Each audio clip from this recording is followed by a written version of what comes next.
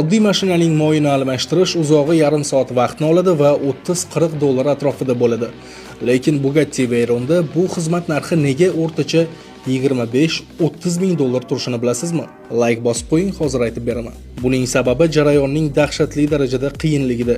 Veyron'ning 16 silindrli ulkan motori mashina ichiga shu qadar zich joylashtirilganki, moy filtriga shunchaki qo'l tiqib yetib borishning imkoni yo'q. Filtr va moy bakiga yetish uchun ustalar mashinaning deyarli yarmini sochib tashlashi kerak bo'ladi.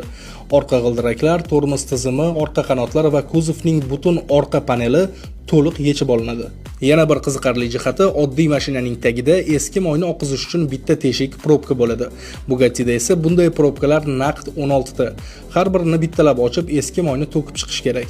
Bu jarayonning barchasiga taxminan 27 soat toza jismoniy mehnat sarflanadi. Bugattida bir marta moy almashtirish puliga O'zbekistonda bemalol salondan